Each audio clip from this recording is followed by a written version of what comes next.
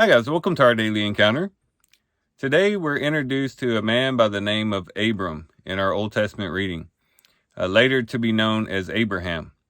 And this Abram is somewhat of the epitome of what it means to walk by faith. And he becomes kind of the model of what it means to walk by faith. As a matter of fact, many people consider him the father of faith. And in Galatians, we're told that we are children of Abraham when we walk in the same faith that he had. And so Abraham, or Abram as we know him so far, is a person that we can look up to and see as a model of a life of faith. And the comforting thing about that is that as we read chapter 12 and going into chapter 13, we'll find that that doesn't necessarily mean perfection. Oftentimes we might think, if I was really a man or a woman of faith, I would never make any mistakes. I would never go the wrong way. I'd never go a step without trusting in the Lord.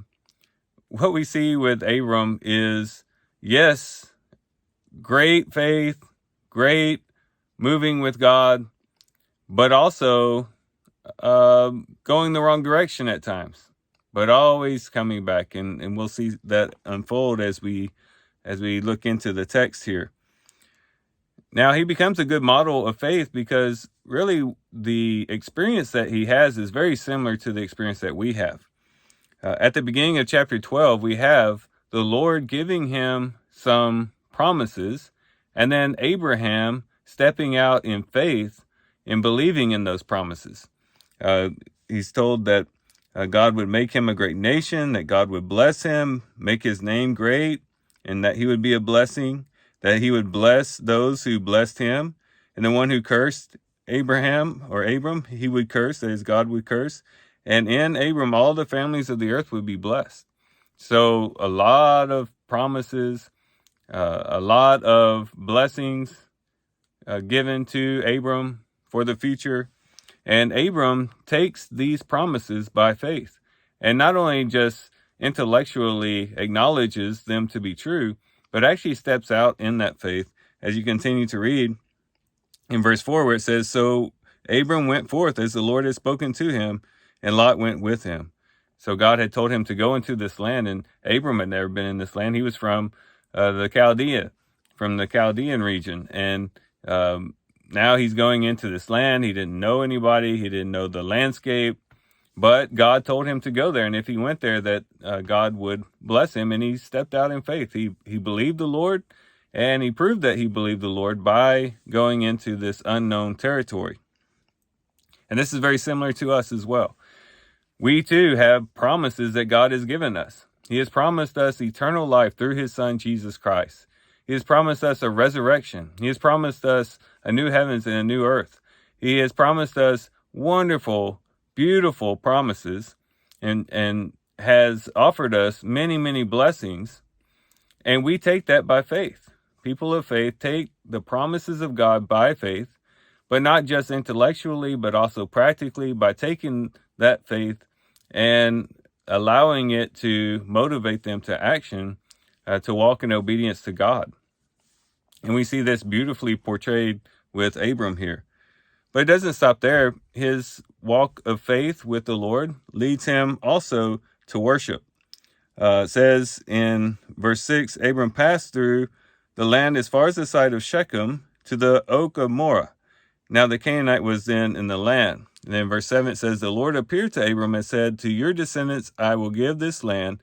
So he built an altar there to the Lord who had appeared to him. And this becomes a common practice for Abram. Whenever something would happen, he would want to build an altar to worship the Lord, probably to offer up sacrifices to the Lord, maybe to remember his encounter with the Lord. But he does it here by the oak of Moreh.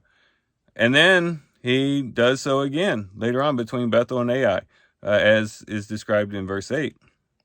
But there's a very important phrase there in verse 8. That's there after he builds this altar. It says, he built an altar to the Lord and called upon the name of the Lord. So just remember that phrase. He called upon the name of the Lord. It's very important because it'll show up again in a very significant way. And so he calls upon the name of the Lord. So far, so good. Here, he has been given the promise of God. He believes in the promise of God. He's acting in obedience towards God based on his belief in the promises of God. He's worshiping the Lord. He's building these altars. Everything is great. Everything is wonderful until the famine hits. And that's where it picks up in verse 10. And it talks about this famine that comes into the land. And Abram packs up and he goes down to Egypt. And it doesn't tell us that the Lord told him to go to Egypt. Maybe the Lord did, maybe he didn't, but we're not specifically told that he was told to go down into Egypt. So we have to be left with believing that perhaps Abram went down to Egypt to avoid this famine based on his own reasoning and his own logic. And we don't want to fault Abram too much. I mean, you got to remember, this is a new thing for him, following the Lord and walking by faith and things like that. Not only that, but in a very practical way, if you're in charge of a lot of livestock, you would just naturally want to go where there was good grass, where they can eat and flourish. But Abram here seems to be losing sight of why he was in the area. And instead of trusting the Lord to provide for him in the famine, he goes down into Egypt. And that gets him into a lot of trouble, because not only does he go down to Egypt, but he also tells a lie about his wife, and really just withholds the truth about his wife, Sarai.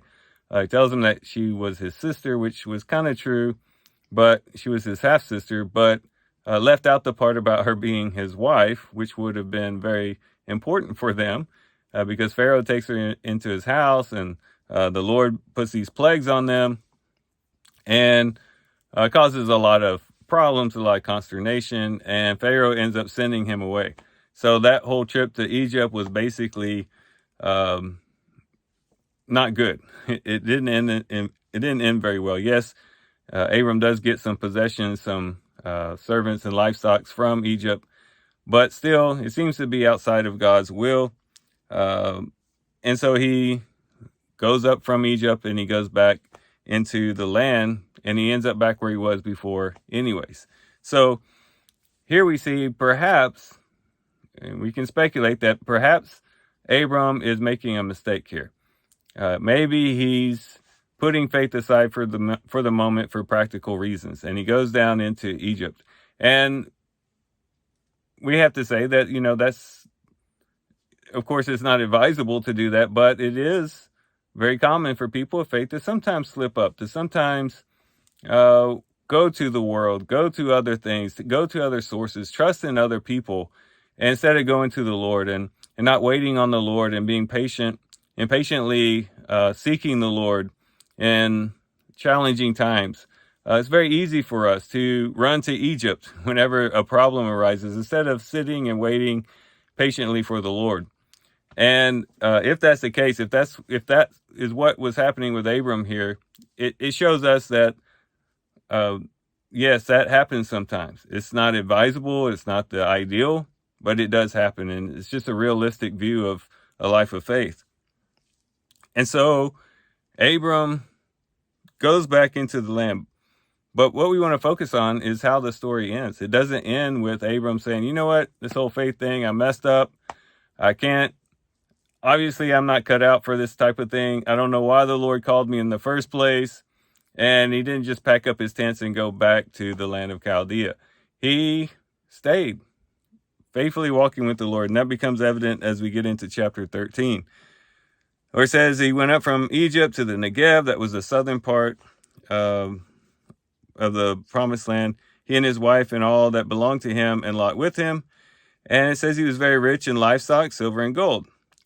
And then look what it says. He went on his journeys from the Negev as far as Bethel, to the place where his tent had been at the beginning, between Bethel and Ai. He goes back to Bethel and Ai. Remember, he had built an altar there to the Lord. And it was at that place that he had called on the name of the Lord. Remember verse 8 of chapter 12. But look what he does here. In verse 4, it says, he went between Bethel and Ai to the place of the altar which he had made there formerly, and there Abram called on the name of the Lord. He went right back to doing what he had done before, going down into Egypt, getting into trouble, and then just having to come back once again. He just goes back to worshiping God, connecting back with God, going back to that altar, going back between Bethel and Ai, and just turning his attention back to the Lord. And that is very advisable. When we're walking by faith, maybe we start out strong, maybe we step out in faith on the promises of God, and we're obeying God, and we're zealous for God, we're worshiping God, but then, oops, we slip and we mess up, and we begin to trust in other things, and we get distracted, and the world begins to choke out the word and things like that, and we get off track. Let's be encouraged by what Abram does here. This is what a person of faith does. They don't just throw up their hands and give up. They turn back to the Lord. They go back to the altar they had built before. They go back between Bethel and Ai, and they begin to call on the name of the Lord once again. So that would be my encouragement for all of us. Whenever we get off track, whenever we mess up, when our New Year's resolutions, dissolve and seem to go into nothing, let's just go back to the altar again, back to the altar of praise, back to calling on the name of the Lord, worshiping the Lord, falling down at his feet, glorying in his holy name, and just turning our attention, our heart, our love, our devotion, everything back to him again. And follow this example of Abram. So these are some things that we can reflect on and think about as we are studying the life of Abram. And with that, guys, I do thank you for watching the video today. Hope you guys have a great day. Love you guys. God bless.